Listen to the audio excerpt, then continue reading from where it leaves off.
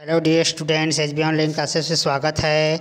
जनवरी महीना के लिए असाइनमेंट जारी हो चुका है शिक्षा मंडल के द्वारा। कक्षा 10वीं का सामाजिक विज्ञान का सारे प्रश्नोत्तर एक ही वीडियो में आपको देखने को मिलेगा, हिंदी और इंग्लिश मीडियम दोनों में, है ना।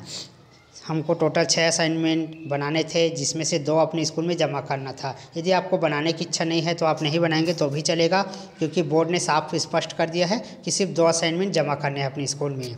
इससे आपका क्या है, टाइम वेस्ट होगा, है ना। वीडियो आपको देखने की आपकी सुविधा के लिए बनाया गया ताकि आप प्रश्नोत्तर अच्छे से पढ़ाई कर सकें। तो टाइम वेस्ट ना करते हुए आप लोग अपने पढ़ाई पर विशेष फोकस करें, ध्यान दें। पहला प्रश्न है, राइट टू रिकॉल क्या है। राइट टू रिकॉल यह स्थानीय निकायों पर लागू होता है, जिसके तहत पंचायत या नगर पालिका के 50% प्रतिनिधियों के हस्ताक्षर और ग्रामवासियों के 2/3 बहुमत से किसी प्रतिनिधि, पंच, सरपंच, पार्षद आदि को पद से हटाया जा सकता है। यदि उनका कार्य सही नहीं है दोस्तों, उसका कार्य वो गलत तरीके से कार्य कर रहे हैं, भ्रष्टाचार कर रहे हैं, तो आप जो है उसको पद से हटा सकते हैं। इसी को बोलते हैं राइट टू रिकॉल। ठीक है, इसको नोट कर लीजिए इस आंसर को, फिर आगे बढ़ेंगे अपन। इसके बाद प्रश्न दूसरा है, नीचे देखिए, परमाणु विरोधी अभियान के अध्यक्ष बर्ट्रांड रसेल ने त्यागपत्र क्यों दिया। तो यहाँ पर आंसर लिखेंगे, जापान की तरह इंग्लैंड में भी परमाणु हथियारों पर प्रतिबंध लगाने के लिए व्यापक अभियान चला था।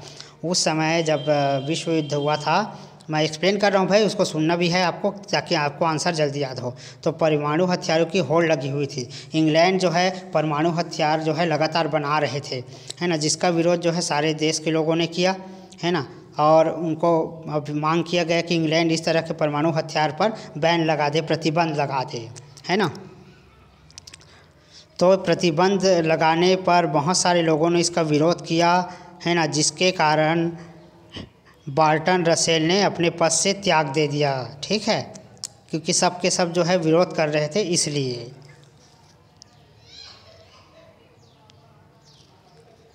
इसके बाद प्रश्न तीसरा देखिए, सार्वभौमिक वयस्क मताधिकार किसे कहते हैं। सार्वभौमिक मताधिकार ना हो तब लोकतंत्र में जनसहभागिता किस प्रकार प्रभावित होता है।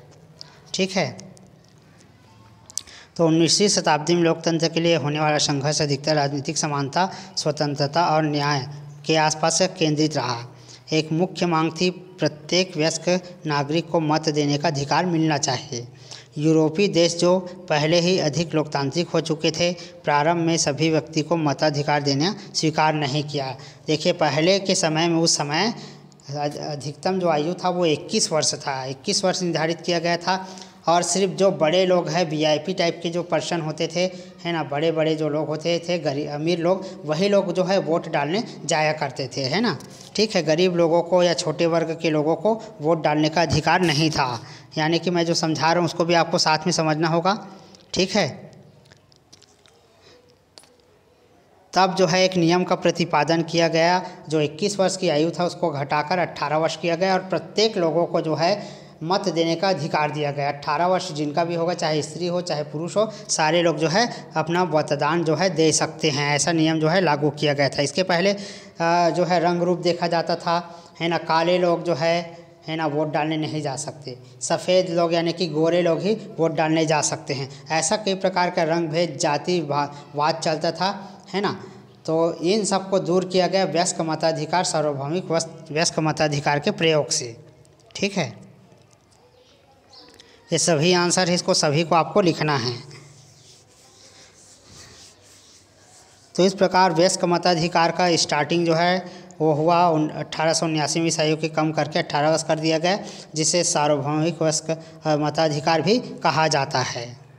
ठीक है, इसके बाद प्रश्न चौथा है, सूचना के अधिकार का सर्वाधिक 5 लाभ लिखिए।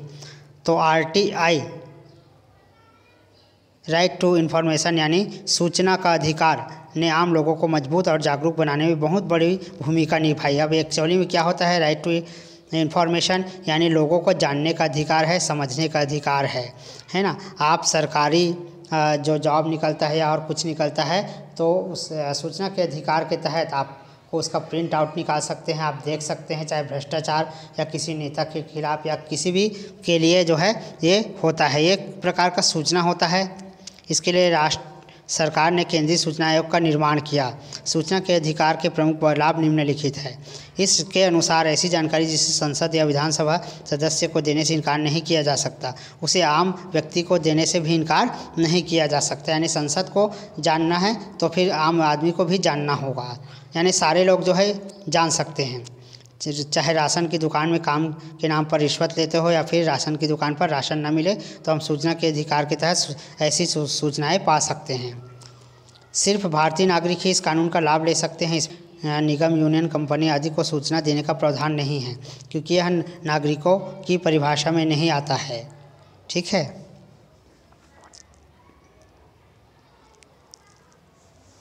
तीसरा देखिए, तीसरा पॉइंट, नागरिकों को डिस्क टाइप वीडियो कैसेट या किसी और इलेक्ट्रॉनिक का प्रिंट आउट के रूप में सूचना मांगने का हक होता है।